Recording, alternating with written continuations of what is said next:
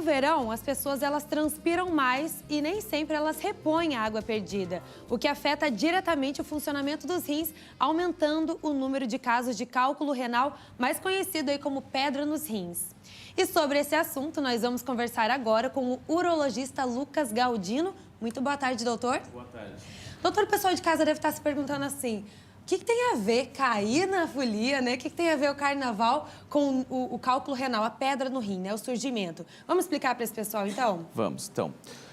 Com o verão, próprio período de carnaval, as pessoas acabam se hidratando menos, até pela correria, festas, existe o abuso do álcool também, que é um fator desidratante, então as pessoas acabam desidratando muito e não repondo o suficiente de líquido.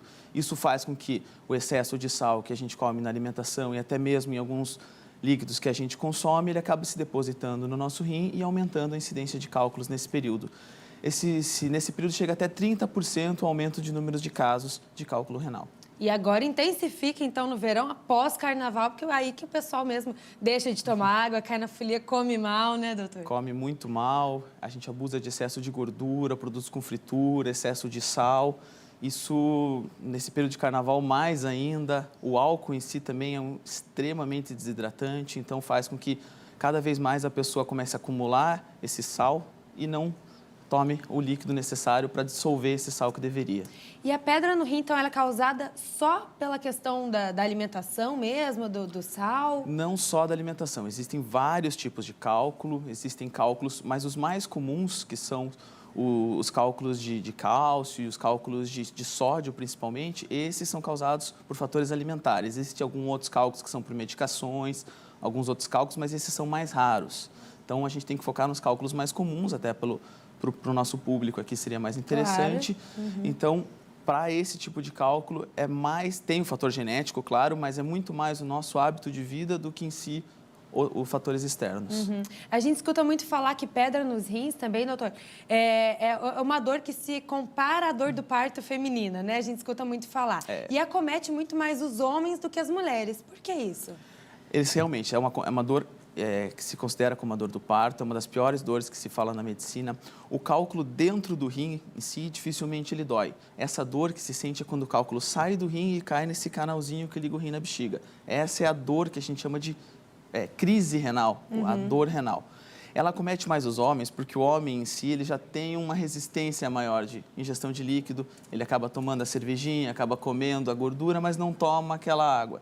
Então, o homem acaba fazendo mais cálculos renais, não que a mulher não tenha, a mulher também tem bastante, mas o homem acaba tendo mais justamente por isso. O homem é mais teimoso, vai menos ao médico, procura menos ingestão de líquido, come mais churrasco e come mais fritura. A mulher tenta se cuidar um pouco mais, então ela acaba fazendo um pouquinho menos de incidência de cálculo. Uhum. Qual a gravidade, né? Porque além, claro, dessa dor aí, que é muito insuportável, né? Que muitas pessoas sofrem com essa dor, tem outras consequências da pedra no rim? Fora a dor, se você tiver um cálculo que esteja obstruindo o seu rim, isso vai fazendo uma dilatação.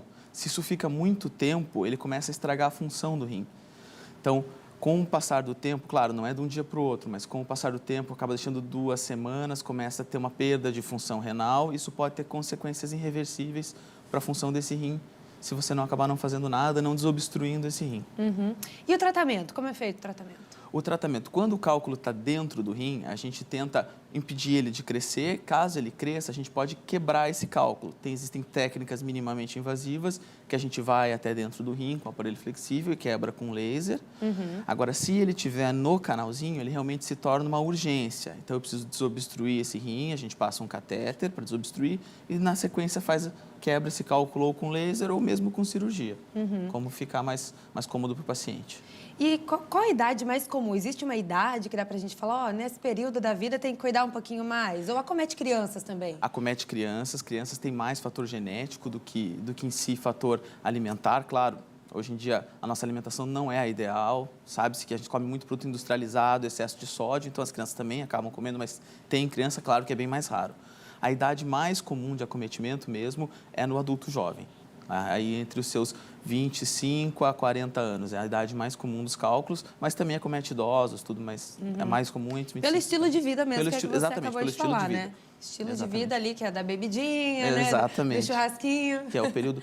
E não é que a pessoa não possa, não pode mais comer churrasco, não posso mais comer meu produto enlatado. Não, não é isso. Mas, por exemplo, o dia que você vai comer teu churrasquinho, aumenta a quantidade de água, aumenta a ingesta. Isso previne um futuro cálculo que você possa fazer, ou até já tem um pé pedrinha, você previne que essa pedra cresça, tudo mais. Para a prevenção, então, do cálculo renal, qual que é a quantidade de água que deve ser tomada por dia? A recomendação? Em média, 2 litros seria uma quantidade ideal de água. Claro, se você é um pouquinho mais gordinho, você precisa de um pouco mais de água. Mas, em média, 2 litros está excelente. Uma pessoa um pouco maior ou um homem mais alto, 2,5 litros a 3 litros, dependendo do tamanho da pessoa. Mas 2 litros seria excelente. Eu já ficaria muito feliz se todo mundo consumisse 2 litros. Tá. E fora a água, tem alguma outra maneira de prevenir? Tem. Água, sucos naturais, sem açúcar, sem conservantes. Não aquele de caixinha. Exatamente. Ali, né? O suco de caixinha ele tem muito sódio, então evitar ao máximo. Água com gás. Tem que sempre olhar o sódio antes de comprar água também. Às vezes a pessoa não gosta de água, mas eu gosto de uma água com gás. Só olhar o sódio, a quantidade de sódio. Água de coco é bom também. E chás claros. Chás claros. Chás claros. Chás escuros também tem muito sódio, aumentam os Esses cálculos. prontos mesmo? Que a Esses gente- pode ser pronto ou Chá se quiser, gelado. exatamente, se quiser fazer, bater em casa, não tem problema. E quanto à alimentação, evitar excesso de sal na alimentação, produtos enlatados, embutidos como azeitona, salames e tudo mais. Refrigerante é um veneno. É um veneno, É um mais uma veneno. vez. Toda vez, mas tem que ser falado, né? Tem que ser lembrado. Claro. E a quantidade de água. Isso já faria uma excelente prevenção. Tá certo, então. Doutor Lucas Galdino, urologista, batendo um papo aqui com a gente sobre o cálculo renal. Muito obrigada pela sua presença. De nada, estamos à disposição.